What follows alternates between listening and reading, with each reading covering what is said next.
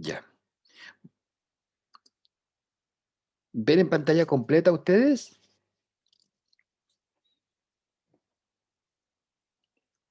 Yo sí, profe. Sí, Bien, profe. ya, excelente. Rápidamente vamos a revisar lo que vimos la semana pasada. Hablamos de la percepción principalmente, de un organismo que percibe su ambiente. Una lechuza aquí mirando fijamente un animal icónico de la inteligencia, de la capacidad de percepción.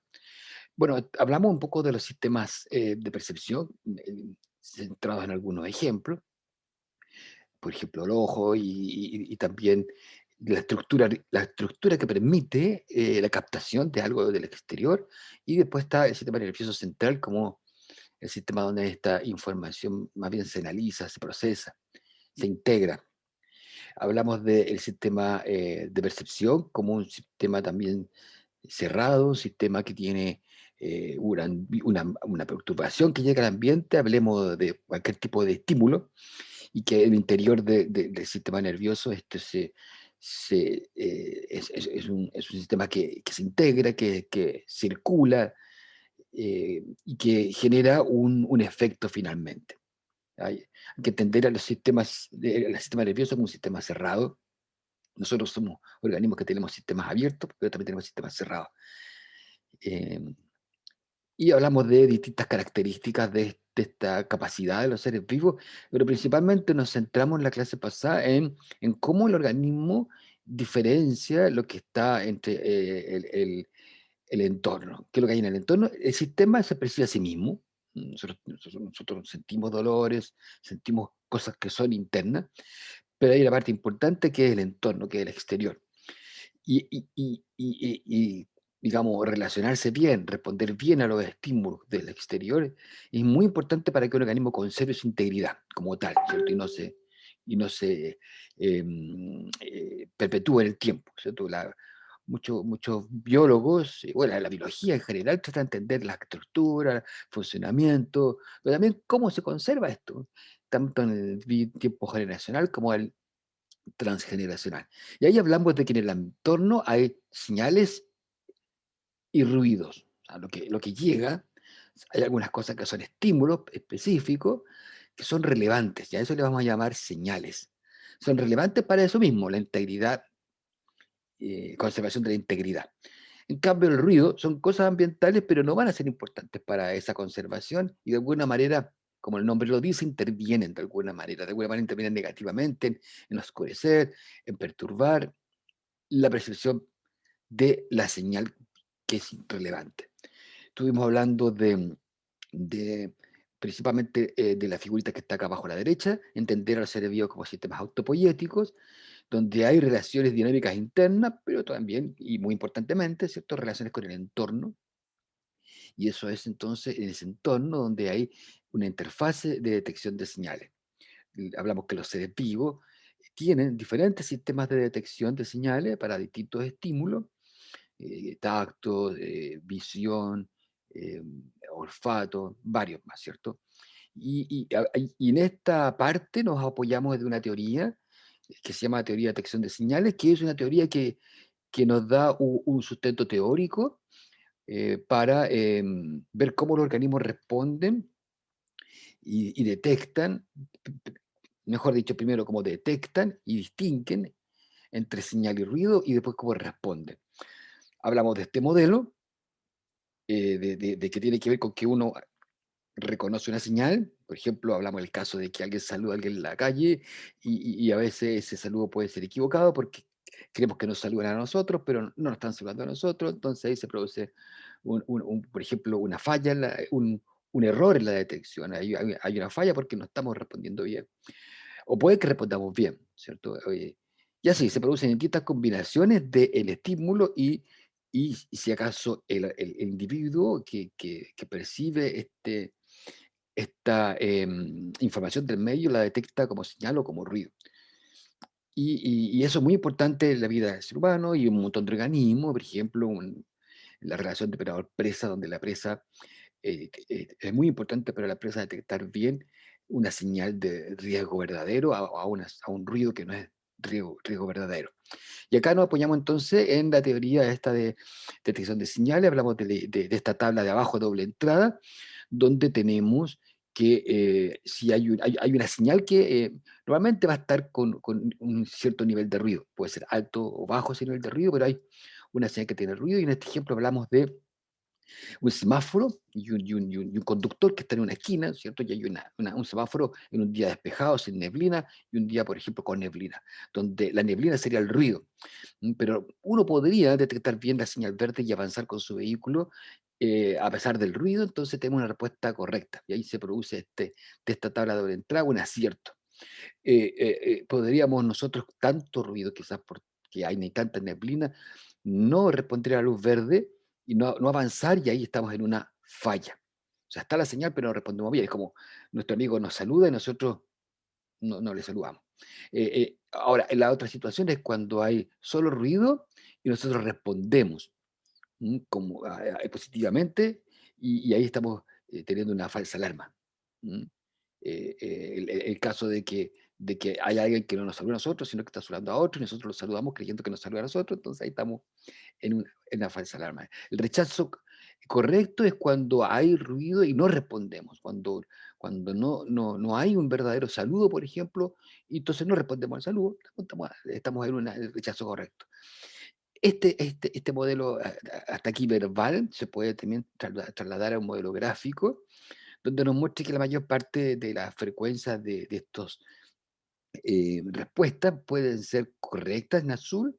También hay un porcentaje, digamos, rechazo correcto, y también hay respuestas de acierto. Pero hay una fase intermedia que se cruza una fase de sobreposición entre un rechazo correcto y un acierto, que sería la falsa alarma y las fallas en la respuesta. Esto nos da un contexto teórico, un modelo teórico. Eso también un mensaje importante de que en ciencia uno siempre trata, los científicos tratamos de modelar, de tener una representación que a veces es simple, una caricatura, pero sí nos permite partir con una idea de modelar lo que está ocurriendo. Este es un modelo gráfico que nos muestra cómo la respuesta puede estar, em, digamos, de una manera aquí representada en si acaso son de rechazo, correcto, de acierto, y esta situación menos frecuente, pero importante también, de falsa alarma o falla. Y acá hay una parte importante del modelo, que este modelo es dinámico, en el sentido de que aquí hay una línea vertical, que es el criterio. Este criterio nos permite a nosotros, digamos, este criterio es móvil dentro de esta representación, y podría haber en los organismos eh, una área más pequeña o un área más grande para estas dos partes, azul y roja, en el sentido de que el área de la frecuencia global de los rechazos correctos sea menor y sea mayor la de los aciertos. O al revés, si esta línea de criterios se mueve a la derecha, va a haber una menor área de respuestas de acierto y una mayor área de rechazo correcto. Y eso, mejor lo simplifica acá, que determina la forma en que se mueve este criterio, conductas de respuesta a esta señal ruido de tipo liberal o de tipo conservador. Muy liberal en el sentido de que se va a tender a responder en una mayor frecuencia, a tener aciertos.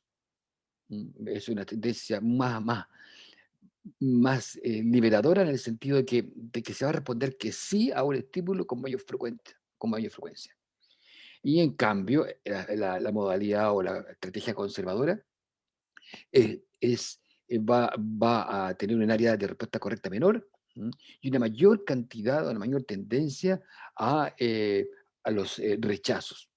Entonces, quiere decir que un organismo podría tener distintas formas en que responde a esta misma situación de señal y ruido. Em, este movimiento que se puede dar en esta línea de criterio puede tener que ver, como se muestra acá, con el estado fisiológico del ser vivo. Puede que el ser vivo tenga una situación de hambre, un estado de hambre, entonces tal vez pueda ser más proclive a una conducta liberal, ¿m? a tener un acierto correcto, porque tiene mucha hambre, ¿cierto? Porque está necesitado. Y si al contrario está muy saciado, un organismo que no tiene tanta necesidad, a lo mejor va a tener una conducta más conservadora de tener más rechazos. Correctos, pero rechazos. Entonces, esto nos permite a nosotros ir entendiendo, ir estudiando si los seres vivos pueden comportarse de esta forma u otra, qué tan importante puede ser esta línea de criterio. Es un modelo de detección de señales, que no entra en el detalle del mecanismo de percepción, sino que en la globalidad de la integración que puede tener un ser vivo para decidir. Principalmente está diseñado para seres humanos, para animales, vertebrados. Después en la clase hablamos de los órganos sensoriales, órganos encargados de la percepción, de los típicos órganos sensoriales de todos los seres vivos. Hablamos que hay mucha variación, hasta en plantas hay.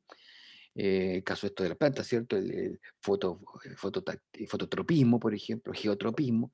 Y después nos centramos en que dentro de los órganos sensoriales hay células sensoriales. El órgano es una estructura global que está hecho de tejidos distintos y esos tejidos tienen distintas células. Y en general hablamos de dos cosas, que hay células que están asociadas que están dentro del órgano, y esas son células normales, son células que posibilitan una estructura, ¿cierto?, que llamamos órgano, pero dentro de ese órgano hay algunas células que son particulares, que son las células sensoriales, células receptoras sensoriales especializadas, que son son de tipo neuronal, son de neurona, pero son especializadas en, en- en percibir la señal, y que están ayudadas, ¿cierto?, complementadas por otro tipo de células morfológicas. Y en estas células receptoras, que hay de distintas formas, muchas de ellas, estas formas tienen que ver mucho con el tipo de estímulo, auditivo o visual, y esa estructura le permite entonces recibir este estímulo. Estas em, células tienen sistemas de transducción, tienen moléculas receptoras, que son las proteínas receptoras sensoriales. Eso hablamos también de los ionotrópicos, metabotrópicos, de cómo ocurre el mecanismo, unos mediados o no mediados por algunos em, eh, componentes, o sea, con algunos, como dijimos, elementos que median, por ejemplo, la proteína G. Hay variación, dimos algún ejemplo de los mecanorreceptores, esta tabla de los distintos tipos de receptores y los mecanismos. Después hablamos de un poco la variación que hay dentro de estas células sensoriales.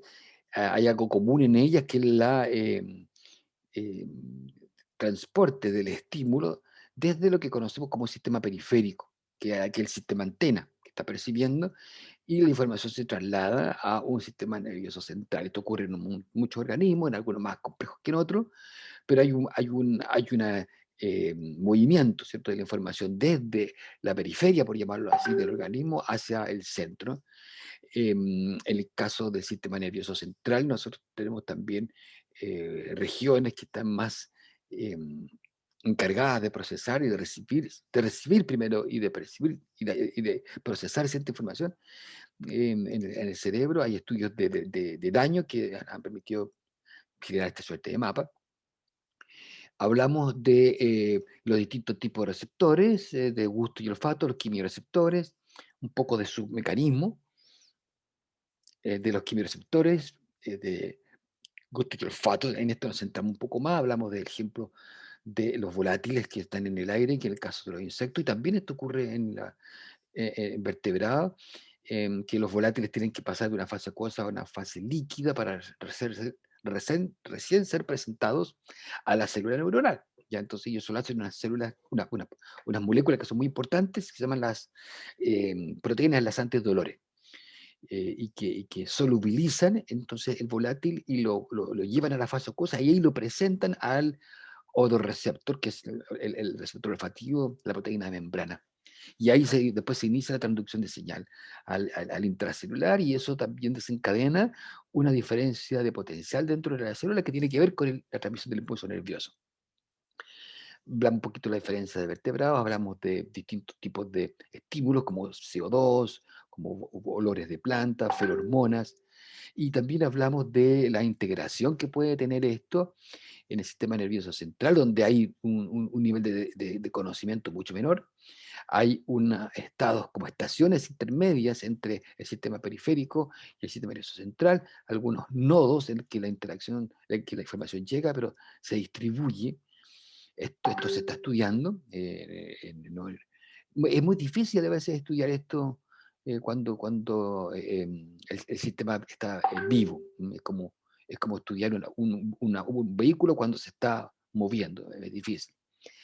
Pero quería mostrarle acá que, por ejemplo, se sabe de que hay aquí en la línea, en en las columnas tenemos a las distintas receptores olfativos, ¿cierto? Estas proteínas que están en la membrana, y que se ha visto que en el caso, por ejemplo, de estos son de insectos, en que estos son olores de plantas principalmente, y distintos receptores olfativos están asociados específicamente con distintos volátiles. El receptor es una proteína que tiene una estructura y una conformación específica y que se gatilla específicamente con algún tipo de volátil. Estos son los receptores olfativos, los que están en la neurona. Y esto da lugar a una suerte de código de comunicación que no se entiende, no se sabe muy bien. Aquí quería mostrarle que hay algunos receptores olfativos, o R, que tienen distintos grados de especificidad.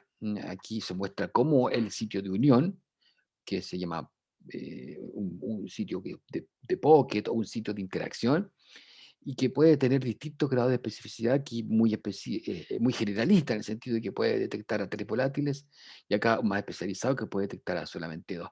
Esa información luego de la vía del sistema periférico pasa al sistema nervioso central o a los estados intermedios, y tiene también nodos especializados. También acá acá a la derecha hay un ejemplo de algunos volátiles relevantes, olores a planta, olores a efectos dañinos, como por ejemplo repelentes pueden ser, o de reproducción, y tienen sitios de unión específicos. Y como le mostraba antes, entonces también está en los lóbulos antenales, estos nodos del sistema que están entre el sistema periférico y el sistema nervioso central, donde la información se concentra localmente. Hablamos de que hay ruido, ¿cierto? Un volátil está en el aire, pero en el aire hay un montón de otros volátiles y el olor, por ejemplo, de las feromonas es que es relevante para el macho, ¿cierto? Y eso implica la necesidad de detectar y de percibir bien entre señal y ruido, y en ese sentido las proteínas enlazantes de dolores son importantes porque ellas se van a unir al volátil en particular, a la feromona, y la van a presentar al sistema, a la neurona sensorial de la antena del insecto. Entonces hay un apoyo, hay una asistencia de esta proteína para distinguir bien del ruido de la señal verdadera. Eso también de alguna manera ocurre al interior del organismo, donde los neurotransmisores, que lo vamos a ver más adelante, pasan de una neurona presináptica a otra neurona postsináptica, y hay células que se están apoyando eso y que facilitan ese traslado de un estímulo a una célula receptora. Hablamos de un poco de la diversidad de los mecanismos sensoriales de seres vivos.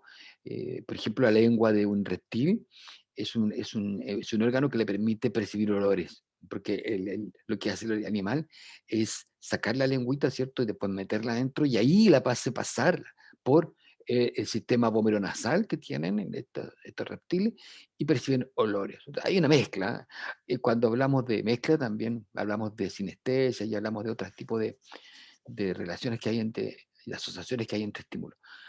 También hablamos un poco de los fotorreceptores, de lo complejo que son los fotorreceptores en el organismo, en que los sistemas de fotorrecepción evolucionaron en la Tierra, a diferencia de aquellos sistemas de fotorrecepción que evolucionaron en sistemas acuosos como el nuestro. Y aquí el caso particular de estas proteínas que colaboran en la percepción, las proteínas nasantes dolores, que toman el volátil del ambiente y que se lo presentan a la célula a la neurona, donde está el receptor. Y hablamos del caso particular de un estudio de insectos que tiene esta finalidad de conocer esto para controlarlo principalmente. Y bueno, para entender también, pero también para controlarlo. Le hablé un poquito de esto porque nosotros hemos trabajado en esto en el instituto y la idea también es mostrar un poco cómo se estudia esto.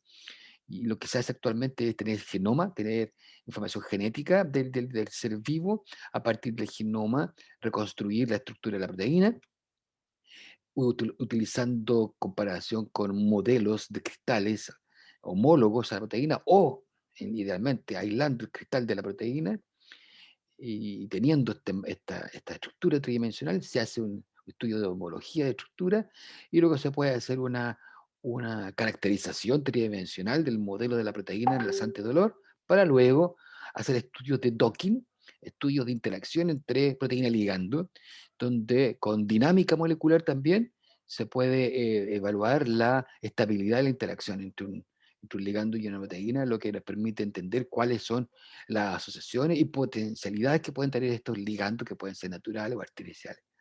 Algunos de ellos pueden ser inhibidores, por ejemplo. Luego hablamos sobre los electroreceptores como un caso particular y interesante de sistemas sensoriales un poquito más raros que los que uno conoce habitualmente, animales marinos como los escualos, donde están los tiburones, las mantarrayas. Aquí dijimos que la evolución de los mecanismos de ahí estaba mal escrito como me dijeron, electroreceptores, ha evolucionado más de una vez en la historia de este linaje. Y lo que les contaba, que son órganos que están en la piel de los peces, y que hay diversidad en cuanto a que hay, en general, las neuronas están en una cavidad, pero es distinto tipo de cavidad, algunas acuosas, algunas no acuosas, porque hay distintos tipos de escualos. Y también la señal eléctrica a la que ellos están respondiendo también varía en sus características de amplitud y de frecuencia. Esto se llama electrogénesis, ¿cierto? Generan. Pero ¿qué ocurre? Ahí en la electrogénesis está que estos peces tienen un órgano que produce electricidad.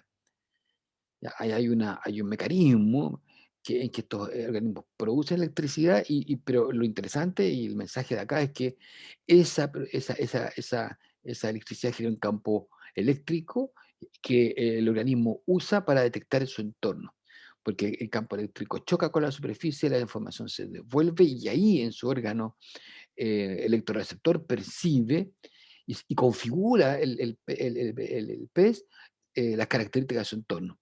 Si es un ser vivo incluso o si es una roca. Y eso tiene que ver con cómo las ondas eléctricas en este campo que ellos generan, en el campo eléctrico en torno a ellos, que están constantemente generándolo, pueden percibir distintas características de los objetos blandos, duros. Súper interesante porque esto se complementa con la visión, ¿cierto? Ellos tienen estos órganos de percepción, pero también tienen la visión. Es un poco para mostrarles distintos órganos y también la relación que hay de asociación que tienen los órganos, órganos sensoriales de distinto tipo. Nosotros tomamos decisiones en función a estímulos, a estímulos asociados, lo combinamos. Yo les daba el ejemplo de los catadores de vino que ocupan el gusto y el olfato. Y con eso tienen una integración, ¿cierto? De los vinos, no solo el gusto. Un catador y estos concursos que hay sobre calidades de vino se evalúan eso, incluso el color. Ellos ven el color, ven la consistencia, el sabor, el olor, y eso se integra y ellos definen una escala de calidad. Que les contaba también que las plantas también responden eléctricamente. Generan mucho menos conocido y en áreas súper bonitas de desarrollo, en que las plantas, cuando, por ejemplo, una flor, cuando se deposita sobre ella una abejita a polinizar, genera cambio en las células vegetales y se traduce en diferencia de potencial, y esta información viaja por la hoja, por la flor, después por la hoja y la planta responde. Eso es algo que no percibimos fuertemente como un movimiento, pero se da. ¿Ok? Eso fue lo que vimos. Ya un resumen más o menos largo, de la clase pasada, y ahora quiero pasar a lo que tenemos hoy día. ¿Ok? Ustedes me interrumpen cuando quieran. Vamos a entrar un poquito más o sea, en caracterizar las neuronas, las células nerviosas, como se les llama. Tengo una duda, dale nomás, Javiera.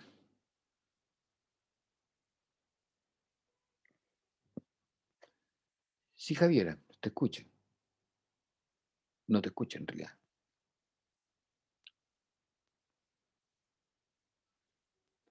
A ver, Se la había hecho ahora por sí. chat, pero era ¿por qué solo los peces tenían fotos, o sea, perdón, electroreceptores? De los Eh, animales acuáticos, no sé. O solo ellos lo necesitan. claro, pues que sí, o sea, así es la evolución. No hay exactamente un porqué. O sea, uno puede observar que hay organismos que tienen algo y otros que no tienen algo. Y la evolución surge porque las mutaciones, ya sabemos lo importante que son las mutaciones, generan, generan novedades evolutivas que pueden ser neutras, que se quedan, porque ni son ni malas ni buenas, y buenas quiere decir que afectan positivamente la reproducción y la conservación del ser vivo, o negativas, o malas, entre comillas, ¿cierto? Si es que reducen la capacidad de conservación y sobrevivencia y reproducción de este ser vivo. Entonces, estas mutaciones que no son silenciosas, mutaciones que tienen efectos fenotípicos, se pueden quedar. Y a veces estas novedades evolutivas que aparecen, pero por miles, algunas de ellas se quedan y aparecen. Y entonces tiene que ver un poco con que en el organismo que aparecen, si las condiciones favorecen que se conserve, se va a conservar. Entonces, las novedades evolutivas aparecen y desaparecen. Y, y entonces aquí ha ocurrido que en estos seres, en estos peces, por alguna razón se mantuvieron. Y probablemente es porque, por ejemplo, los depredadores, estos peces son muy depredadores. Se les conoce como voraces, ¿cierto? Los escualos eh, no tienen una dieta muy amplia, son carnívoros. Hay peces que tienen dieta más amplia o más especializados, en cambio estos son más grandes, lo que les involucra también requerir más una ingesta mayor. Entonces eso se mantuvo como mecanismo de detección de presas, eso es lo más probable. Entonces, tu pregunta apunta a eso, ¿cómo es que se conserva una característica como que aparece por azar, por las mutaciones, y se conserva porque en el modo de vida, en el ambiente que vive este ser vivo, esa característica que apareció logró darle ventajas adaptativas a esa variante y se conservó, ¿ya? Y los peces, En otros peces, por ejemplo, suponte tú en peces que son más de superficie, que no son tan abisales, o peces que son menos movilidad, o que tienen dieta más amplia, la electrorecepción puede no ser tan importante, puede ser más importante la fotorecepción, o puede ser la recepción química. Y en ellos no sé si usted ve en Gene y Genoma, o no sé si lo van a ver en Organización y Dinámica del Genoma, van a escuchar este términos de la familia génica, seguramente ya lo han visto, o de la eh, expansión de genes, no sé si lo han escuchado, que hay genes que se expanden, que empiezan a aumentar. Por ejemplo, las proteínas olfativas de olores es un grupo, una familia génica que se ha expandido mucho, porque ha tenido éxito. Y las variantes empiezan a ser exitosas también. ¿Ya? Por ejemplo, cuando evolucionó por primera vez una proteína enlazante de olor, tuvo éxito, le dio al organismo la capacidad de predecir volátiles, y como esa variante tuvo éxito y el organismo se reprodujo muchas veces al tener éxito, al tener esta proteína, este organismo tuvo hijos, tuvo nietos, y esta variante, que es exitosa, luego puede, como está reproduciéndose mucho, generar errores y mutaciones, entonces emergen variantes, ya lo sabemos, súper con lo que está pasando ahora con el famoso virus.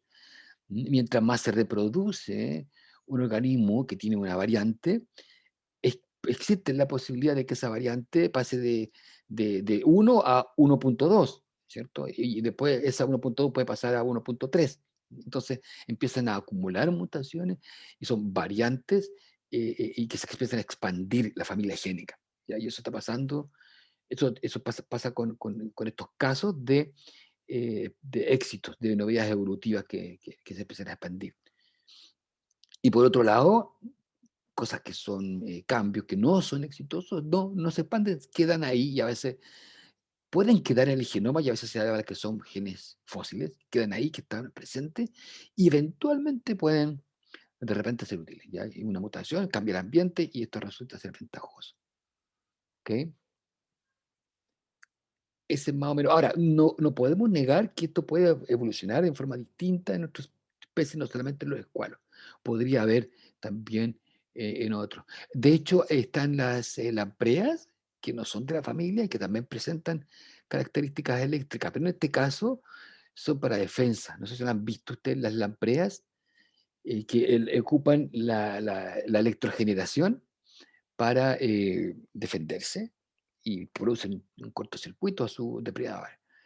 Y ahí ocupan esta posibilidad de electrogeneradora. Mm, eso es más o menos, Javiera. Profe, Quería contarle un poquito parecido a algo sobre la, elec- la percepción, ¿cierto? Siguiendo con esto, antes de entrar en las neuronas, pero quería mostrarle el caso de fotoresolución en organismo marino. Mi idea también es mostrarle ejemplos en diversos sistemas para que ustedes tengan la idea de que eh, por un lado, cuando estudiamos biología integrativa, estamos estudiando diversos tipos de organismos. Diversos tipos de organismos. Esto está ocurriendo en todas las seres vivos.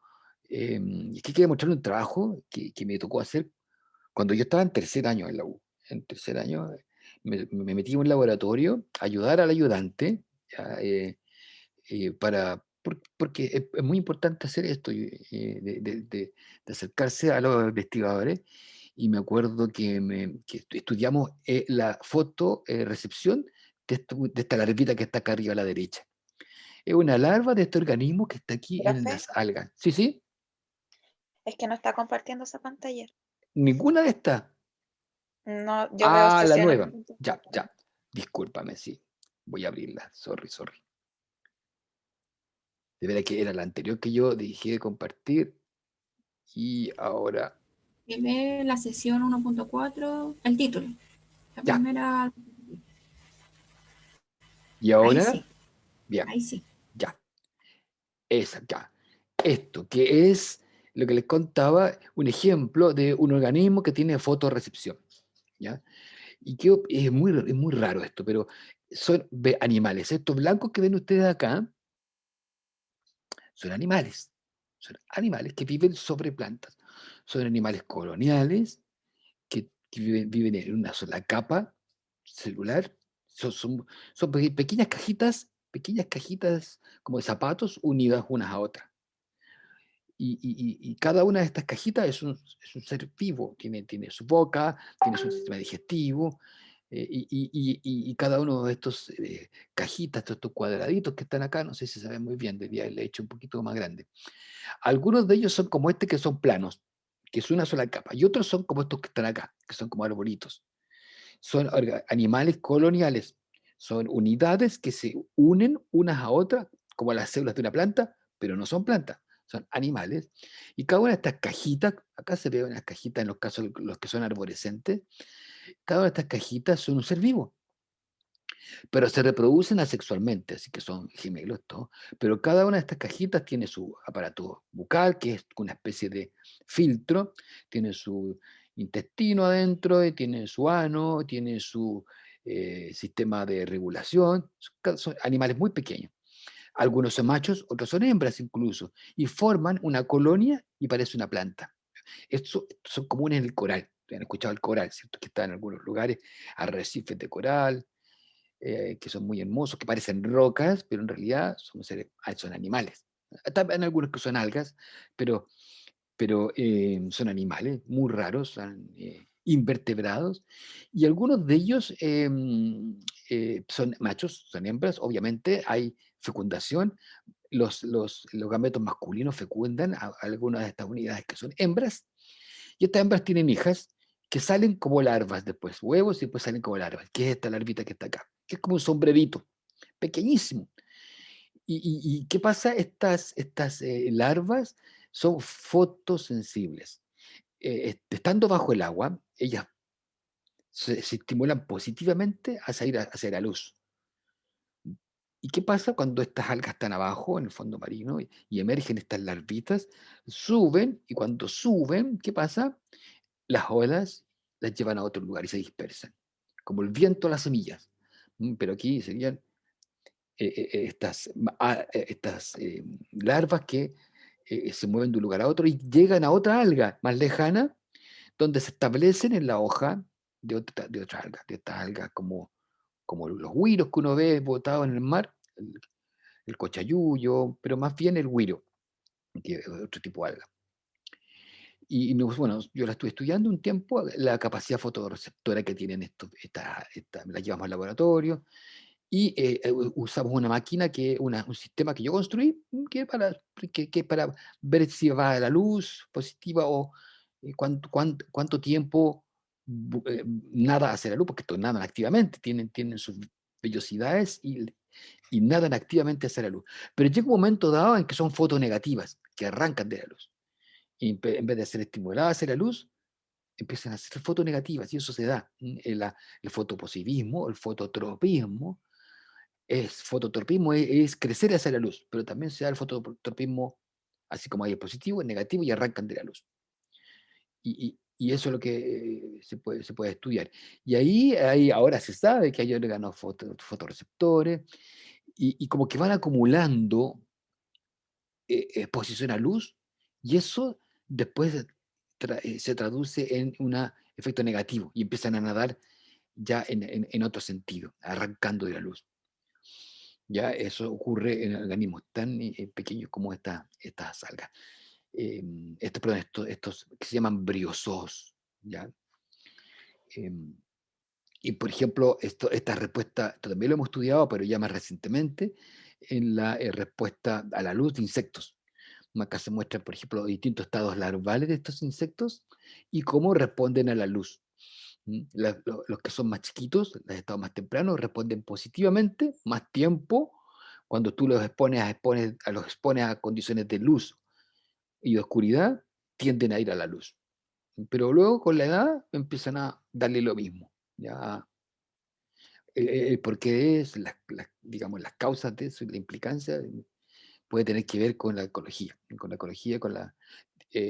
condiciones ambientales. De hecho, esta capacidad que tiene el organismo de integrar estímulos y de responder al ambiente también tiene que ver, como se los dije en el caso de la teoría de detección señal, tiene que ver también con el estado fisiológico de los seres vivos.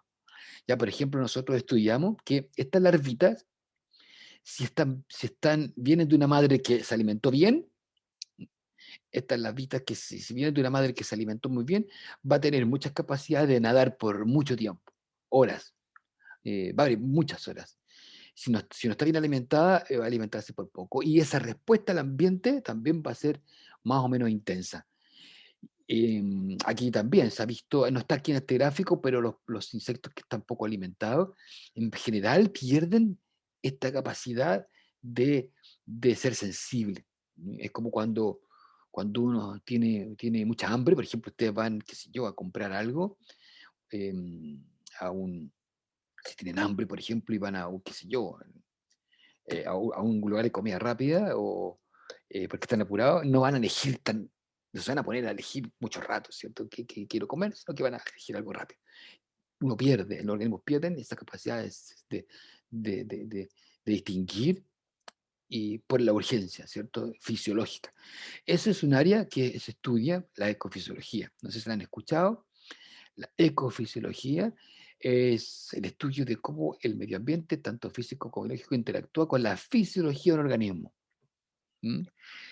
se centra más en lo ambiente, ¿cierto? En el ambiente, efectos del clima, los nutrientes, los procesos fisiológicos, tanto en plantas como animales, y tiene un enfoque particular en cómo los procesos fisiológicos escalan al tamaño del organismo. Esto es algo particular que se ha visto más recientemente, de que el tamaño del organismo también influye mucho en estas respuestas ecofisiológicas. Pero lo que quiero decirle es que, y es un ejemplo de integración, la ecofisiología de Benares que se centra no tanto en los mecanismos y en los detalles, sino que en cómo el organismo integra y toma decisiones en función del ambiente. Esta es más o menos el área de la ecofisiología y es un sistema, como ustedes pueden ver también, ¿cierto? Y hay distintas escalas, hay distintos sistemas en el caso de las plantas. eh, entonces acá al medio está la ecofisiología que toma elementos de la biología a distintas escalas, por ejemplo, escala celular, genética, molecular, comunidad. En caso de la ecofisiología vegetal, acá se enfatiza un poco la planta. También los sistemas en que se trabaja, si son sistemas, por ejemplo, agrícolas, naturales, o sistemas modelos. Y también aquí el tipo de situación ambiental, agua, temperatura. Y un poco la ecofisiología está ahí, en esta interfaz. ¿Ya? Es muy interesante y tiene que ver mucho también con la integración del organismo a los sistemas de percepción, a las condiciones del ambiente. Ok, vamos a seguir hablando un poquito más adelante de las neuronas, pero este es también parte del contexto global del curso. Quisiera, a ver, ¿qué hacemos si entramos a una pausa o no? ¿Les parece que estamos, o hacemos este ejercicio antes? Yo creo que vamos a hacer este ejercicio y después, a ver, pero déjenme ver, no, mejor hacemos la pausa porque después de este ejercicio tengo que explicarle y ahí me voy a demorar un poquitín. Así que mejor hacemos una pausa. Como quiera, profe. Ya, mejor la hacemos para no perder continuidad. Y volvemos con este ejercicio, si quieren lo pueden realizar por mientras, pero es más entretenido cuanto es interactivo. Entonces yo creo que volvemos a son las 10, son las 10:26, a las 10:46. Nos juntamos entonces a las 10:46.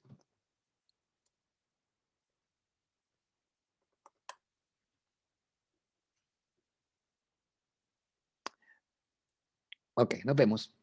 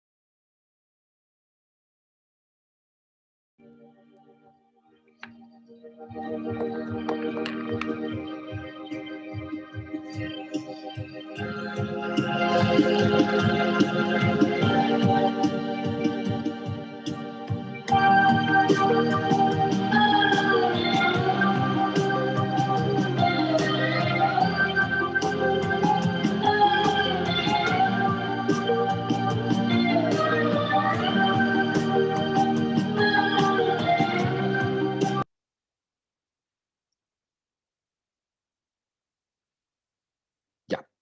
Entonces estos colibríes son las únicas aves que poseen receptores para percibir el sabor. Son descubrimientos recientes y claro, tiene mucho que ver con su dieta selectiva.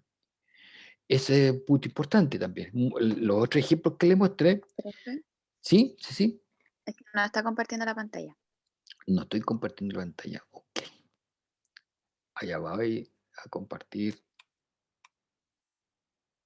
Es la misma imagen en todo caso, porque no han perdido nada, pero voy a mostrarla nuevamente.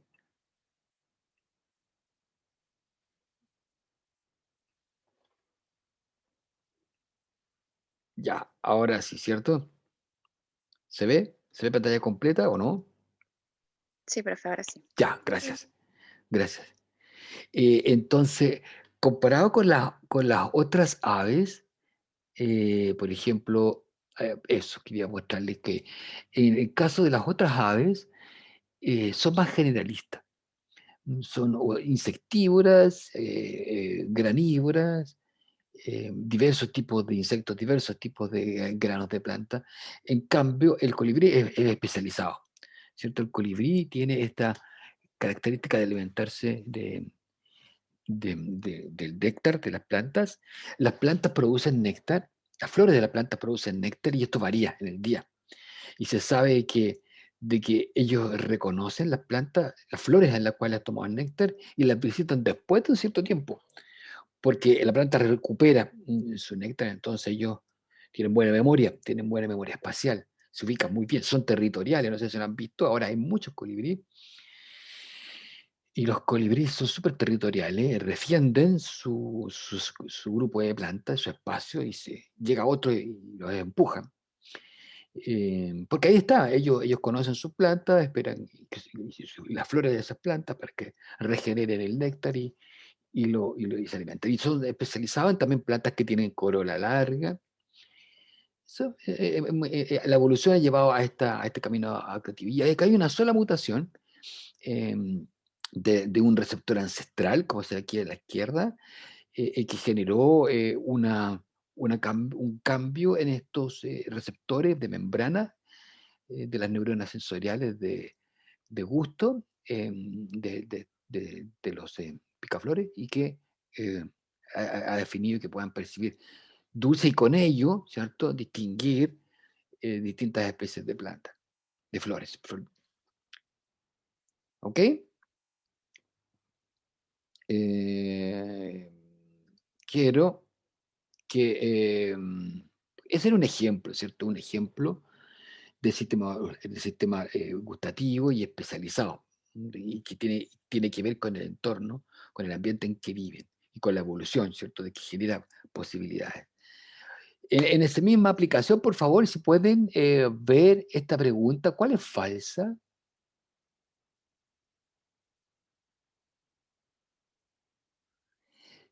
¿Cuál de estas afirmaciones es falsa? La velocidad de transmisión del impulso nervioso será de 0,5 a 10 metros por segundo. No lo hemos visto, pero será de 0 a 100 metros por segundo.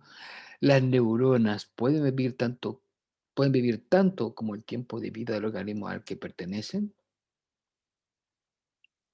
¿Serán eternas o no serán eternas las neuronas?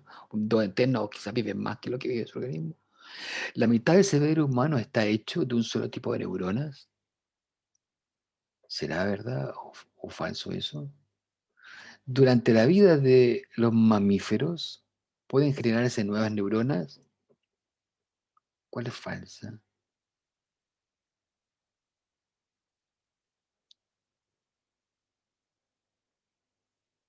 $50-50. Para C y D.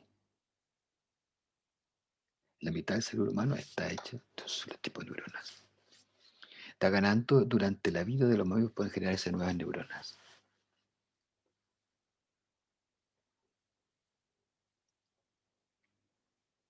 Va ganando que es falsa, que durante la vida de los mamíferos pueden generarse nuevas neuronas. Les voy a pedir que no la chunten, sino que de repente, no sé si están con celular o con el computador, que busquen rápidamente por ahí, en unos 5 minutos, 10 minutos.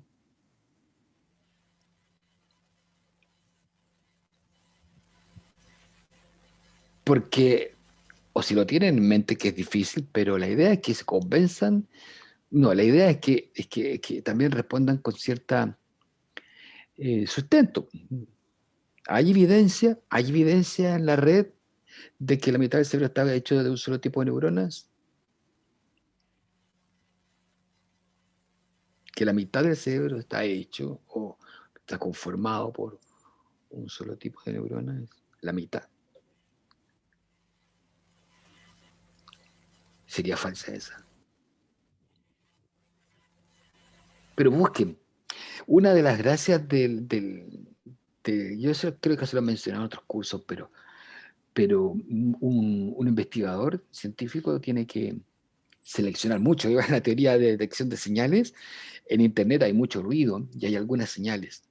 Y esta experiencia de buscar información y información fidedigna, confiable, que se origina de centros de generación de información confiable, es muy importante de irla practicando.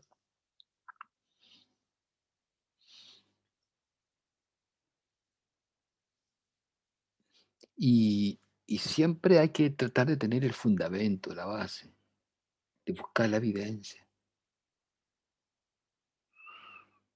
Varios de ustedes han dicho entonces que la mitad del cerebro humano está hecho de un solo tipo de neurona.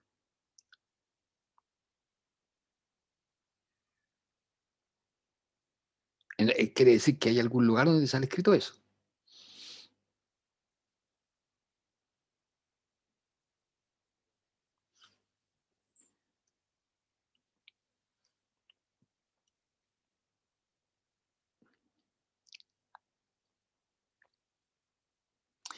Como que otras alternativas empiezan a emerger como posibles falsas.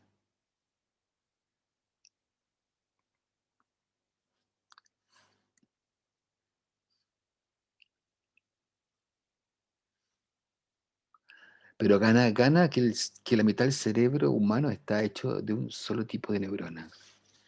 Ese va ganando.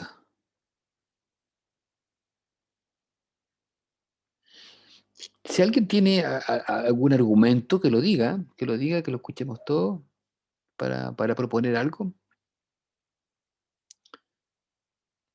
Un argumento que sustente lo que ahí se dice, que les permita a ustedes decir por qué sería falsa.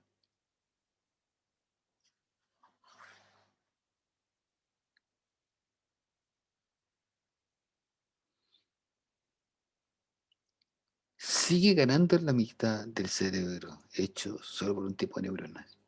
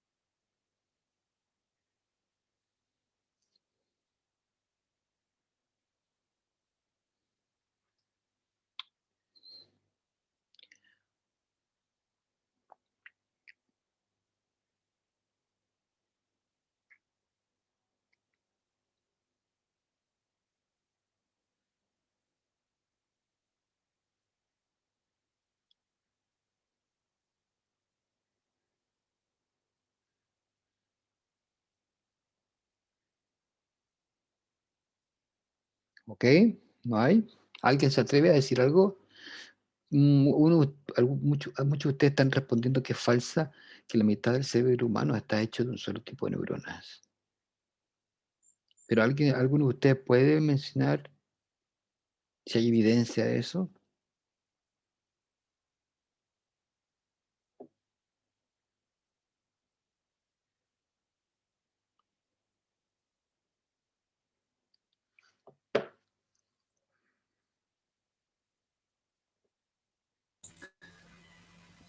Profe, yo la verdad que voté por esa, pero fue por un tema de que cómo algo tan complicado como el cerebro va a estar hecho simplemente de un tipo de neurona, o sea, la mitad, el Ujú. 50%. Por eso me parece rara la afirmación, Ya, pero más allá, es como una intuición tuya. claro,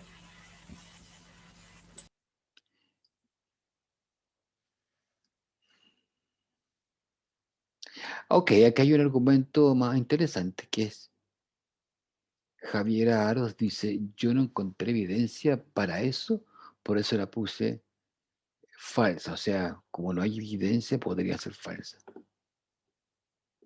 Eso puede, uno puede argumentar algo así, pero el que no haya evidencia no la falsifica. Todavía no está la evidencia. Pero interesante la forma de analizarlo. Porque quiere decir que hay evidencia para las otras, ¿o no? Si hay evidencia, ok. Ya Profe, sabes, ¿sí?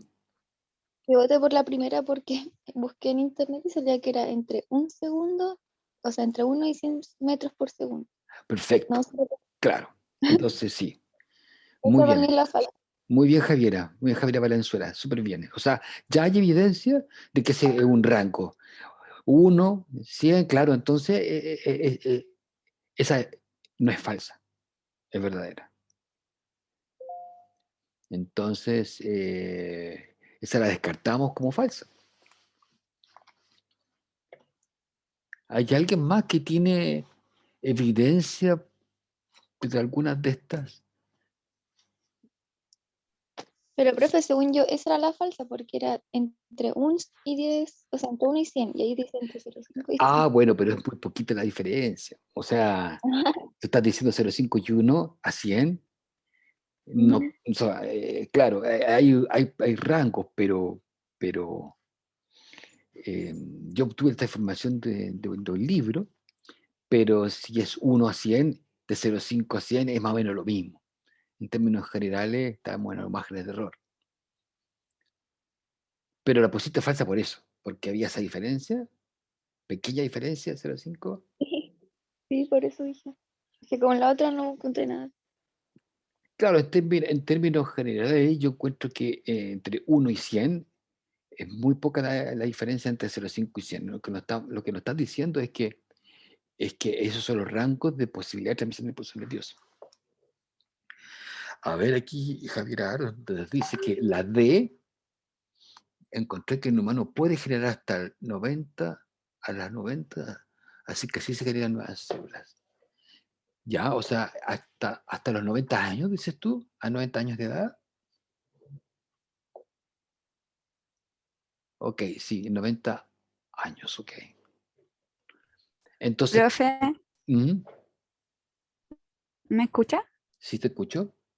Natalia, ¿sí? Es que yo estaba tratando de entrar al link a votar, Ya. pero ya no sé, no pude, no sé. Ok, chuta que lata, Y ya. se me lagueó mucho, no sé, y como que se me empezó a caer el video, entonces ya, pésimo. Ya. Ya, pero yo quería votar por la ¿Ya? B, Por la B, por, ¿Por qué? porque por lo que tengo entendido de mis clases anteriores, como que todos los días se nos mueren muchas neuronas. Entonces, como que todas las neuronas puedan vivir toda nuestra vida, no sé qué tan cierto sea. Ya, ya. Ya tú dices que no viven tanto. Por ejemplo, si una persona vive 90 años, una neurona no podría vivir 90 años. Pero la evidencia que tiene es lo que viste en otros cursos. No hay un dato así Claro, como. sí. Ya, O ya, sea, es que igual o sea, me puse como a buscar si es que los otros datos eran ya, reales ya, y como que entonces como que para mí esa fue la que más me hizo ruido, porque igual eso de que la neurogénesis de la última, la D, que ujú, también sí, esa me hacía como mucho ruido. ujú, Como que últimamente se descubrió que existe la neurogénesis. claro, Entonces, exactamente. como que por eso la eliminé al tiro del listado de falsa. Ya, pero tú estás votando por la B falsa de que tú dices que no pueden vivir tanto como el tiempo de vida de organismos porque mueren, que todo el tiempo se están muriendo, neuronas, dices tú. Ya, sí, Sí, ese sería tu argumento. Ahora, ok, falta la evidencia nomás, pero se entiende que por ahí voy a buscarlo ahora. hay un argumento ahí tuyo, es que tienes, digamos, conocimiento por otras fuentes de que las neuronas no vivirían tanto porque habría más evidencia que se están muriendo mucho. Pero, por ejemplo, si uno lo piensa, que las neuronas mueran durante la vida, porque puede ser porque nos enfermamos, porque fumamos mucho, que tomamos mucho alcohol, qué sé yo, que las tratamos mal, por eso a lo mejor mueren antes. Y a lo mejor sí pueden vivir. No sé, yo lo pienso nomás, pero Claro, yo creo que influye mucho el estilo de vida, claro. o algún trauma, o depende mucho Sí, del entorno del claro, que le hablaba organismo. el otro día, cuando nosotros tenemos hipoxia, cuando tenemos falta de oxígeno, se daña mucho el cerebro, entonces por ahí pueden morir varias. Claro, por la hipoxia. Pero eso no quiere decir a lo mejor que no puedan vivir hasta todo nuestro tiempo de vida. Como que no es un contraargumento.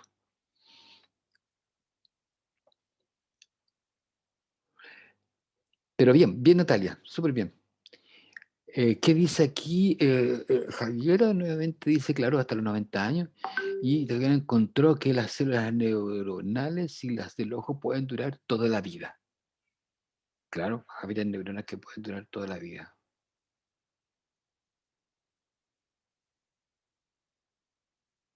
Entonces estaría quedando como falsa. La mitad del cerebro está hecho de solo un tipo de neurona. Parece que eso no cambia, pero Natalia dice que es falsa esa. La ve. ¿Hay alguien más que quiera opinar? Yo no sabía ese dato de la del ojo, y eso es un buen punto, no, Claro, no lo pero había quiere decir, considerado. quiere decir que la neurogénesis existe. Ah, claro, y que puedan vivir Claro. tanto como ahí estaría diciendo que no es falsa. La ve. Es que, claro, yo creo como que existe como una plasticidad neuronal, como que si hay algún daño, como que se trata, bueno, en un organismo sano, obvio, como que se trata de regenerar, o no. Sí, sí, no, vamos a ver más adelante la plasticidad neuronal. Ahora, lo voy a hablar un poquito más adelante, pero la neurogénesis no está extendida, ya no es algo que ocurre en todos los tejidos del sistema nervioso, pero sí existe. Y antes se decía que no existía. Ahora, la mayor parte de las neuronas con las que uno nace son con las que uno finalmente, digamos, no hay una neurogénesis que vaya renovando constantemente todo el set de neuronas. Son algunas las que se van regenerando, en porcentaje bajo, pero existe, ya no podemos descartarla. ¿Alguien tiene alguna evidencia de... Todos dicen que es falsa, el 92%, no todos, sino que el 92%, habla de que la mitad del cerebro no estaría hecha de un solo tipo de neurona. Y más que nada, parece que el argumento es eh, de que es raro pensar que, como decía Camila, ¿cierto? Que haya un solo tipo de neurona que ocupe la mitad del cerebro. Profe, ¿Sí? yo igual voté por la C, pero es porque todo lo demás, si yo lo busco, aparece Ya, que todo eso, como de la neurogénesis y todo, pero no aparece especificado como que justamente solo un tipo de neurona esté actuando en la mitad del ya, cerebro. sí, es el mismo Como que argumento. cuando Ujú. Sí, dale. como que cuando busco me aparece, no sé, que hay ¿cómo son? 9 formas de neurona, nuevos tipos de neuronas, pero como quizás no he buscado tan a fondo por Ya. eso, porque igual es una búsqueda rápida, pero Ujú. no tiene como un sustento como las otras que sí aparecen, que es más rápida la búsqueda. Por eso igual yo me incliné por eso. Claro, ese es el argumento que ocupaba hace un rato, creo que era Javiera, de que como no encontraba evidencia, podría ser elegida como falsa. En cambio, si había evidencia de las otras, entonces había que descartarla como falsa. Ok. A ver, Mercedes nos dice que yo encontré que el cerebro humano puede tener alrededor de 67 a 86 mil millones de neuronas y alrededor de 85 mil millones de otras células que no son neuronas. Ok, pero dentro de las neuronas dentro de ese millones de neuronas, la pregunta acá es, o el punto es si acaso son del mismo tipo o no. Y sale que tenemos neuronas motoras sensoriales. Ok. Pero, y que son distintas. Ya, ok, eso estaría como indicando que no podrían ser de un solo tipo la mitad. No serían del mismo tipo, claro. Entonces hay una... Aquí lo clave para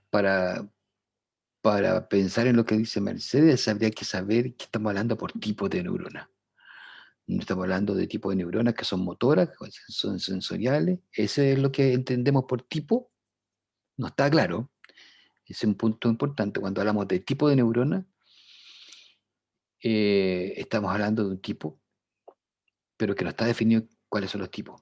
Eso vamos a hablar más enseguida, de los tipos de neuronas. Pero bueno, vamos a dejar hasta acá el ejercicio. Ok, gracias Mercedes. Lo que quiero mostrarles es que, claro, hay evidencia de que este es el rango de velocidad de la transmisión. La mitad del cerebro está hecho efectivamente de un solo tipo de neurona. La vamos a ver. Y también durante la vida del mamífero pueden generarse neuronas, también sabemos. En B, lo que comentaba Natalia, es lo que no es verdadero. Le voy a mostrar la evidencia de eso, que es muy interesante. Esto es un trabajo de un grupo de investigadores que mostró que neuronas trasplantadas de un ratón, ya, un ratón, esto que está acá, con orejas grandes, a una rata, que son con orejas más chicas, que son más grandulones, tuvieron una vida media más larga en la rata que en el ratón. Y después les cuento lo que está acá en los gráficos, en el fondo que es la evidencia de eso, pero la idea es que un ratón que está aquí a la derecha, ¿cierto? Que es del género mus, viven poco, ¿ya?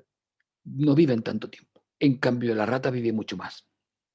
No me acuerdo la fecha, pero es casi el doble de edad, no me acuerdo bien.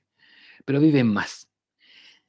Entonces, ¿qué se preguntaron estos investigadores? Y dijeron, eso, dijeron, ¿será que una neurona, la vida de una neurona, está limitada por la vida del organismo en que viven? Entonces tomaron un ratón, que ellos saben que vive cierta cantidad de tiempo, y tomaron su neurona y se la llevaron a una rata, que sabemos que vive más tiempo, y vieron si acaso esa neurona del ratón, ahora en la rata, vivía más que lo que en promedio vive el ratón. Y resulta que efectivamente, los gráficos de acá de la derecha, en azul, muestran que el trasladar la neurona de un ratón a una rata, esa misma neurona de origen ratón vivió más tiempo que lo que habría vivido en el ratón.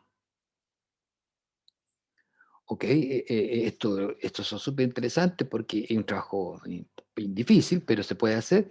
Ellos pueden marcar las neuronas y luego identificarlas con técnicas de inmunofluorescencia, con un microscopio confocal, pueden identificarla y ver cuánto tiempo vive. Entonces, esta es una característica muy interesante porque nos habla de que, nos está hablando de que las neuronas son estructuras que no tienen una mortalidad por edad del ser vivo y que podrían vivir mucho más tiempo y que en realidad, claro, como decían por ahí, del modo de vida, Natalia creo que lo decía, el modo de vida, yo también lo estaba diciendo, el modo de vida influye mucho en la mortalidad de las neuronas. Y qué tipo de hábitos tenemos, pueden que mueran. Pero suponiendo que no está ese factor y solamente nos consideramos la posibilidad de vivir, las neuronas son células que tienen mucho más tiempo de vida. Muchas de nuestras células no. Por ejemplo, las células de la piel se restituyen y se recambian habitualmente. Nosotros nos cambiamos la piel mucho.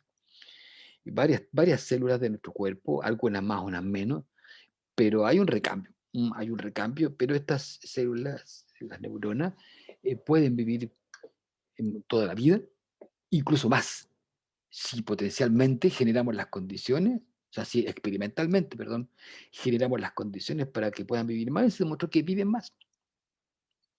Eso está publicado en este trabajo y si quieren entrar ahí pueden verlo con más detalle. De estos autores, que la vida de las neuronas está desacoplada del tiempo de vida del organismo en que están.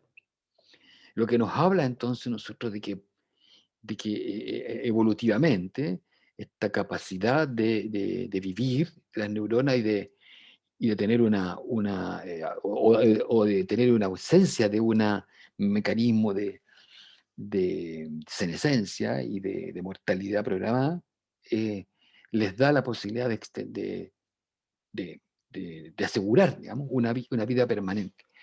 Lo que ocurre sí, se ha visto que hay degeneración, hay procesos degenerativos del sistema nervioso, pero no tiene que ver con con la capacidad de una neurona sana, digamos, que no esté enferma. ¿Ok? Ese es un ejemplo muy interesante de cómo funciona este sistema nervioso y las características que tiene la neurona. Para hablarle un poco más de las neuronas. Vamos a hablar después, más adelante, de los tipos de neuronas, pero que quisiera revisar con usted algo que probablemente ya saben ustedes, que es la estructura de una neurona, pero en general las neuronas tienen como tres partes, que es la dendrita, que es el soma con dendritas, que son las terminaciones. Entonces, esto es una neurona esquemática, ¿cierto? Con un núcleo, una célula viva, con un núcleo y con estas proyecciones, estructuras especializadas, que son como una antena, ¿cierto? Son por donde la neurona va a percibir su entorno. Tiene un núcleo y tiene luego una estructura, la segunda estructura importante, que es el axón, que es una prolongación de la neurona, en que está cubierta por vainas de mielina. Es una cubierta como el cable eléctrico como el plástico que cubre un cable eléctrico de cobre. Tiene los nodos de Rambier, que son unas triangulaciones que se dan en esta vaina de mielina, y también tiene la zona terminal del axón, el haz del axón terminal. Esta es la típica neurona, ¿cierto? Con un estímulo que se percibe en la periferia del soma, en las dendritas, donde hay terminaciones celulares, prolongaciones celulares con muchos receptores. Y está entonces también esta otra estructura que es el axón, donde principalmente el impulso nervioso que se genera aquí en el soma viaja unidireccionalmente hacia el axón y por el axón hacia la terminal del axón, donde se produce un proceso químico de liberación de neurotransmisores. La velocidad de la transmisión tiene que ver con el diámetro de la fibra. Eso se ha visto que estos axones y las neuronas también se juntan y forman un cableado, por llamarlo de alguna forma, y eso genera todo lo que conocemos como nervios. Y el grosor de esos nervios y el conjunto de mielina, esta proteína que rodea a la célula, genera un aumento en la velocidad de la conducción. Acá se muestra en azul la relación positiva que hay entre el diámetro de la fibra del conjunto un conjunto de neuronas que tienen mielina y otras que no tienen mielina. Y se ve que, claro, mientras más grueso es la fibra con varias neuronas, igual aquellas fibras de neuronas que tienen mielina son más veloces que aquellas que no tienen mielina. Y estos son estudios que se han hecho comparativos con distintos tipos de organismos. Y acá se muestra que el diámetro, entonces, también más en particular, tiene una relación positiva con la velocidad de conducción. del impulso nervioso. Un poco para explicar las características de las neuronas que tienen esta diferencia. Neuronas más gruesas van a conducir más rápido el impulso nervioso, del cual no hemos hablado todavía cómo se genera, que aquellas neuronas que son más de menor diámetro. Acá están los tipos neuronales de los que yo le hablaba. Neuronas unipolares, esto es como la convención que hay sobre los tipos de neuronas. Neuronas polares, unipolares, se refiere aquí a la orientación de la neurona. Normalmente el soma, aquí el cuerpo de la neurona donde está el núcleo, define un sentido, y el axón también el otro extremo, perdón, la terminación del axón. Entonces se habla de unipolar cuando tienen esta forma, bipolar cuando pasa esto, también pasa en algunas neuronas, en que tenemos el soma, y del soma emergen dos axones, de alguna manera, aunque hay igual una terminación receptora, que sería el conjunto de dendritas, y al final la terminación. En el fondo es como que si el soma se hubiese movido hacia el centro, hacia donde está el conjunto de el axón con todos los con toda la vaina de mielina y los nodos de Rambier, como que si se hubiese trasladado el soma a esa parte. Entonces por eso se llama bipolar, que tendría dos dipolos. Acá hay una pseudo unipolar, porque pareciera unipolar, pero en realidad pasa algo como lo que ocurre acá. Hay una proyección que sale del axón. ¿Ya? Y también tenemos la multipolar, que es de este estilo, que tiene ¿cómo se llama? Terminación, y esta es como la típica, la dendrita, como estas dendritas se extienden mucho, ya no es tan claro el hecho de que sea como un solo polo, sino que es una red enorme. ¿Ya? Y esta neurona, la neurona clásica, ¿cierto? Que uno conoce y que ha visto muchos libros y que tiene dendritas muy extendidas y largas, pues, se le conoce como multipolar. Y esta es la que ocupa la mayor cantidad del sistema nervioso central. Es la mitad, aproximadamente, muchas de ellas. Y estas forman redes porque se conectan bastante. Acá hay una, digamos, detalles de las multipolares. Acá está, estas son las multipolares, y estas tienen una familia enorme de tipos multipolares. Como ven ustedes, por eso se les llama multipolares, porque las dendritas y el axón forman estas, qué sé yo, no sé cómo llamarlo, pero son como eh, cúmulos no sé, ramificaciones en muchos sentidos.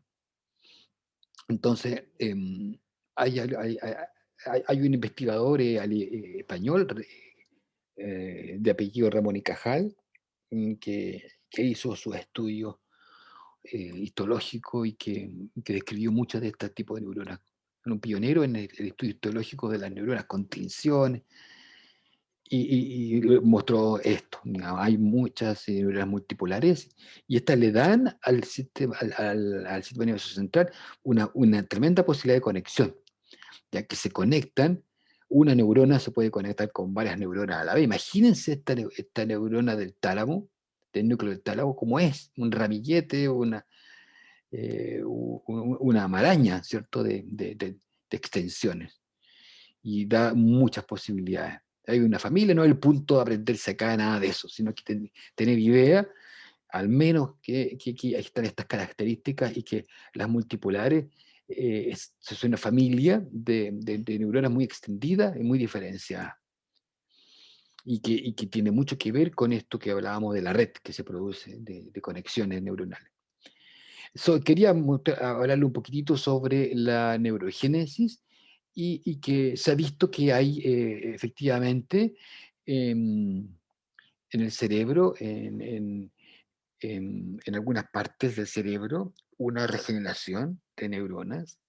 No, como les contaba, no es algo totalmente en el hipocampo en particular, no es algo extendido en el cerebro, esta capacidad de génesis, la neurogénesis, y sí tiene que ver con la actividad, de los organismos. Se ha visto que, por ejemplo, con ratoncitos, que se ocupan mucho para la experimentación, algunos de ellos que se han sometido a ejercicios, comparados con los que no han hecho mucho ejercicio, que acá está escrito como runners, que durante un periodo de tiempo se experimentan una mayor capacidad de ejercitación. Se observó que los runners generaron más nuevas neuronas en el hipocampo. Aquí, estudio histológico nuevamente, con marcaje, mostraban eso, que hay una dependencia del modo de vida, ¿cierto? En este caso, los ratoncitos que a través de estas ruedas, ellos pueden hacer más ejercicio y se encontró que ellos tenían una mayor neurogénesis. Entonces hay una capacidad. De hecho, en seres humanos se ha visto también en el hipocampo esta capacidad de regeneración, y se dice que tendría que ver con la memoria, no así como en estos ratoncitos, que tiene que ver más bien con el ejercicio, y tendría que ver participaría en la memoria, pero se está estudiando. Por ahí busquen en YouTube, hay unas charlas TED de una neurobióloga que habla sobre esta capacidad del cerebro de regenerarse y de la memoria. ¿Ok? Es un poquito para mencionar las características de las neuronas. A mí me interesa que entiendan que las neuronas son células que tienen esta capacidad distinta de muchas de las células del cuerpo, mucho esto en los vertebrados, de su diversidad, de su plasticidad morfológica, diríamos, ¿cierto? Son muy morfológicamente variables.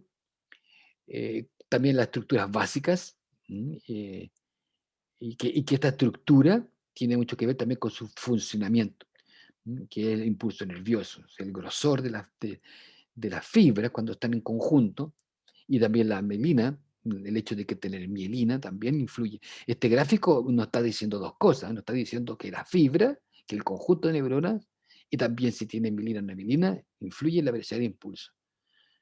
Entonces eso quería comentarle. Ahora vamos a pasar a otro punto que tiene que ver con la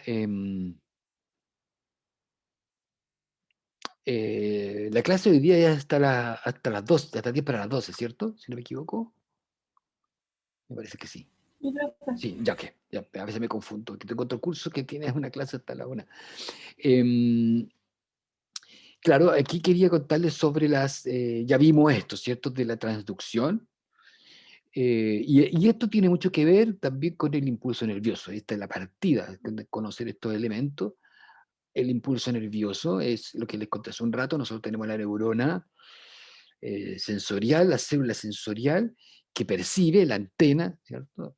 Y hay un potencial de acción, que esto está ocurriendo a nivel del sistema nervioso periférico, que viaja por la neurona. Se fija que hay una neurona que sería bipolar, a lo mejor, ¿cierto? Tendría aquí el soma, y después la que se conecta con la célula sensorial, la neurona sensorial, y después viaja y llega hasta el sistema nervioso central. Probablemente puede ser una sola. Hay casos de los pulpos, hay pulpos que tienen neuronas que están desde sus tentáculos hasta su cerebro, una sola neurona, enorme. Muchas otras se van uniendo entre sí para llegar al sistema nervioso central. Entonces las neuronas se encargan de estimular otras neuronas vía la secreción de moléculas, vía secreción, dice molecular, de moléculas. Entonces esto ocurre a través de un proceso de secreción. Se conectan entre sí a través de secreción. Y esto ocurre aquí al final, en el terminal del axón, el potencial de acción que viaja desde el cuerpo de la neurona, y se produce una excitación al final del axón, en la zona terminal, y hay un neurotransmisor. Y esto tiene mucho que ver con el sistema endocrino, que lo vamos a ver más adelante en el curso, pero quiero transmitirle la idea de integración también que ocurre en los sistemas. El sistema endocrino también es un sistema de de secreción. Hay células secretoras y que viajan por el torrente sanguíneo y esa información es recibida también en otra célula blanco. Entonces, las células se van comunicando, no sé si lo vieron en biología celular probablemente, ¿cierto? Las capacidades que tienen las células de secretar, hay todo un sistema celular de tráfico vesicular y de liberación de moléculas hacia el exterior y la recepción. Entonces, eso está ocurriendo en el sistema endocrino, en el sistema nervioso y también en estos sistemas se interrelacionan y se pueden integrar. Y ahí la comunicación intercelular a través de moléculas es muy importante. Volviendo a la neurona, las neuronas reciben varios estímulos en las dendritas, en todas estas ramificaciones, los que vía transducción alteran la carga iónica de su interior. Eso es lo que está ocurriendo en general. Los estímulos que los perciben, ya vimos, distintos tipos de receptores que usan vías directas o vías indirectas a través de mediadores, pero ¿qué ocurre? Que eso produce un cambio en la carga iónica al interior de la neurona. Estos cambios iónicos pueden sumarse un estímulo, otro estímulo, y van generando cambios iónicos. Y alcanzar un nivel tal de cambio iónico, el cual en la zona llamada, en la zona, en realidad aquí debe decir cono axónico, puede gatillar un potencial. Voy a corregir acá porque dice cómo y es cono axónico. Es cono axónico. En esa zona, que es aquí donde hay una estrangulación, el axón Hillcock, ahí puede gatillarse entonces un potencial de acción que viaja por el axón. ¿Qué quiero decir? Que imagínense esta neurona que en esta parte de la dendrita tiene muchas terminaciones, recibe muchos estímulos, y en cada zona de estímulo hay un cambio iónico. Un cambio iónico acá, hay un cambio iónico, voy a ponerlo acá, rayado mejor, voy a ocupar el lápiz. Puede haber un cambio iónico acá. Puede haber un cambio iónico acá. O sea, un estímulo, una proteína que se une al receptor y hay un cambio iónico porque se abren canales, entran iones, se producen cambio iónico acá y resulta que todos esos cambios iónicos generan un cambio iónico global. Y si ese cambio iónico global alcanza cierto nivel, estos cambios iónicos se acumulan y en esta zona del cono se da digamos, el visto bueno. Sí o no, se gatilla el impulso nervioso que después viaja. ¿Ok? Eso se entiende la idea. Pero se van acumulando cambios iónicos que se suman y que si alcanzan cierto nivel, a nivel de este soma, en el cono, en la zona llamada cono axónico, porque quiere decir del axón, se pasa a cierto umbral, cierto nivel, y entonces se desencadena. Es del todo nada. O sea, han escuchado quizás tal vez eso antes, pero es del todo o nada en este caso. Bueno, en varios casos en realidad, que se van sumando pequeños efectos y se genera un estado global de cambio iónico tal que luego de ahí en adelante, ¡pum!, avanza. Avanza el impulso nervioso. Y es del todo nada. Partió y partió. Si no partió, no partió y nada. Pero si parte, se alcanza ese cierto nivel global, el impulso nervioso avanza. ¿Okay? Eso es una característica entonces importante de que las neuronas, a través de sus ramificaciones, sus dendritas, sus terminaciones dendríticas, que por ejemplo se ramifican dentro de un órgano sensorial. Ya sabemos que un órgano sensorial es un conjunto de células, entre ellas la neurona, que están siendo estimuladas por el medio, y el medio tiene, por ejemplo, químico, tiene moléculas que se unen a los receptores, y ese receptor genera un cambio iónico local, y en otro lugar igual, y en otro lugar igual. En distintos lugares se van creando cambios iónicos locales que se van sumando y que globalmente en este soma, en este cuerpo, suman un cierto nivel, un cierto umbral de cambio iónico que genera luego una respuesta, se gatilla un potencial de acción que viaja por el axón. ¿Ok? Voy a aprovechar de mostrarles algo, un sitio web aquí. A ver si puedo sacar el... Déjenme salir un poquitín de acá, porque me pierdo de repente en donde estoy.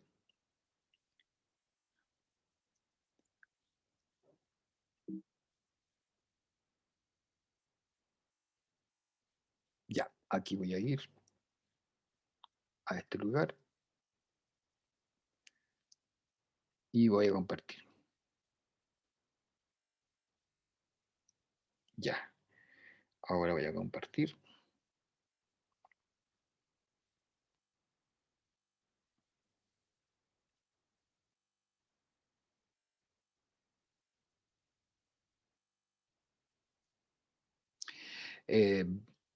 Díganme si ustedes si están viendo o no.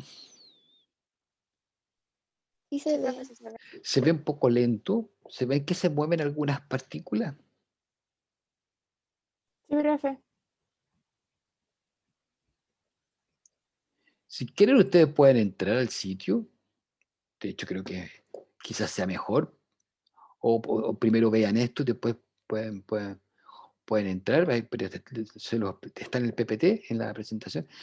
A mí me gusta mucho este simulador porque fíjense que muestra una neurona y muestra los canales que van a ser importantes en este proceso de cómo se estimula la neurona y cómo se transmite el impulso nervioso.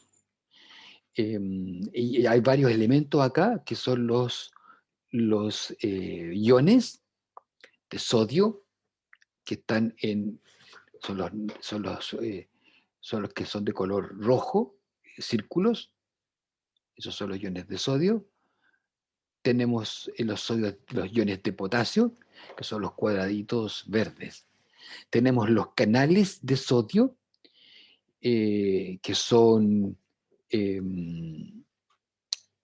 tienen una zona de gatillo, por llamarlo así, que son, se me olvidó la traducción de gated, que es que tienen como una puerta, ¿ya? Están los sodios también los canales de potasio. Sí, gated significa que requieren del estímulo para activarse. Y hay otros que están siempre abiertos, que están en naranjo y en algo así como celeste, que son canales que están siempre abiertos. Y los otros canales, los gated, que tienen tienen que tener un estímulo para poder abrirse. ¿Ok? Esos serían los 4 tipos de canales que hay. Y 2 tipos de iones. Entonces, ¿qué ocurre? Esto nos muestra que, fíjense ustedes que afuera hay más sodio que dentro, ¿cierto? Afuera hay más sodio que dentro, y dentro, ¿qué es lo que hay? Más potasio, ¿cierto? Esa es una diferencia que hay en una célula en reposo. En una neurona hay un diferencial. En una neurona en reposo hay una diferencial iónico donde hay más iones de sodio afuera y hay menos iones de sodio dentro. Y al revés, hay más iones de potasio dentro y menos iones de potasio afuera. Eso ocurre en una neurona en reposo. ¿Ok? Eso se llama que está polarizada. La neurona en su estado tranquilo, de reposo, está polarizada. Lo que está haciendo entonces la célula es normalmente mantener esa diferencia de potencial. Pero qué bueno en esa situación. en la situación de una célula nerviosa, una neurona en reposo, que está con esta situación de eh, eh, polarización. Está polarizada, con más iones de sodio. Y quedémonos pensando solamente en los iones por el momento de sodio, que afuera hay más y adentro hay menos. ¿Y qué ocurre? Esta animación es muy buena porque nos permite simular cómo llega un impulso nervioso. Y aquí yo aprieto este botoncito y, y va a llegar un impulso nervioso. ¿Y qué se produce? Se produce, no sé si lo alcanzan a ver, voy a esperar que se recupere y, y vamos a ver qué pasa. Voy a hacer otro de nuevo. Fíjense lo que pasa. Cuando llega el impulso nervioso, entran un montón de iones de sodio. Había mucho fuera, había poco adentro, llega el impulso nervioso y lo que estaba polarizado ahora deja de estar polarizado porque entran muchos iones de sodio y se depolariza, porque se pierde la polaridad. También salen de potasio.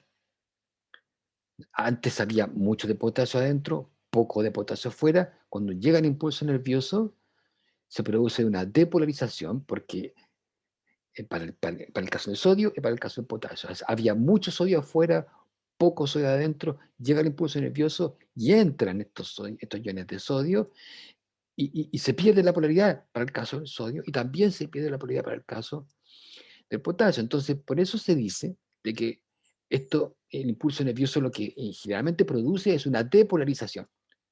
Se pierde la polaridad porque entran y se mueven los impulsos, em, digamos, se activan los canales y se mueven de un lugar a otro los iones. A ver, quiero mostrar aquí. Ahí está en este gráfico cómo está en la carga de polarización. Cuando está polarizado, finalmente ocurre esto. Cuando está polarizada la célula, la neurona en reposo está polarizada con diferentes cargas y ocurre esta diferencia. Si sumamos y restamos las diferencias de carga que hay, en el exterior va a ser positivo, en el interior va a ser negativo. ¿Y qué ocurre cuando llega un impulso? Va a llegar el impulso, en términos de los signos, se pierde esa diferencia, baja un poquito y después se recupera. ¿Ya? Eso en términos de las cargas. Aquí están los potenciales, que no lo quiero ver ahora, y aquí sí que quiero ver una cosa que es interesante. Fíjense ustedes, vamos a esperar que vamos a limpiar esto.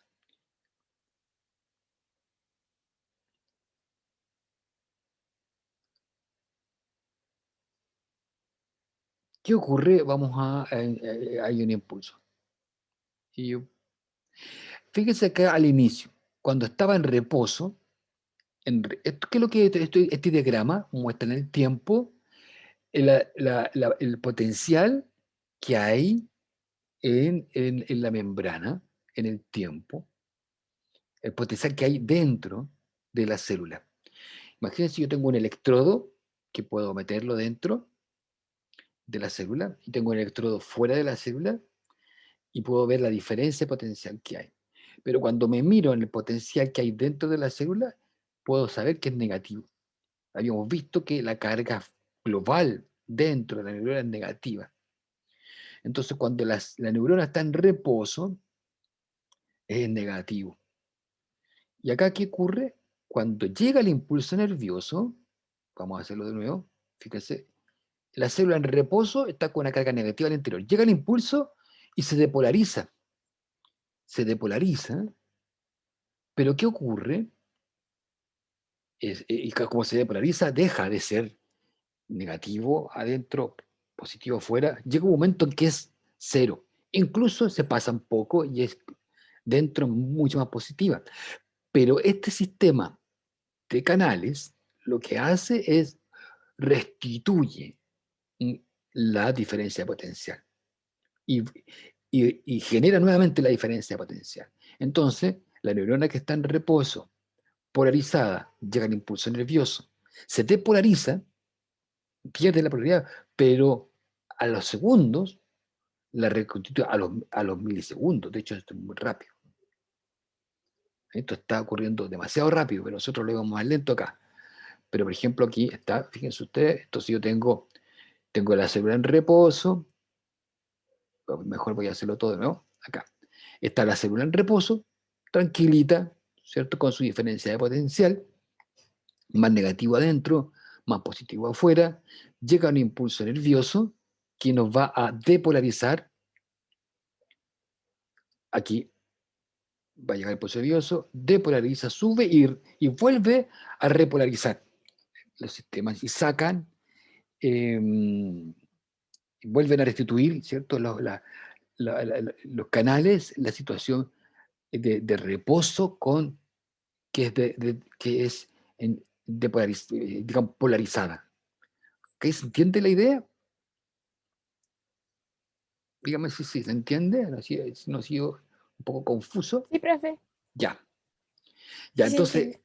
perfecto. Entonces, esa es como la más importante, que lo que está ocurriendo globalmente aquí es la neurona trata de mantener su polaridad.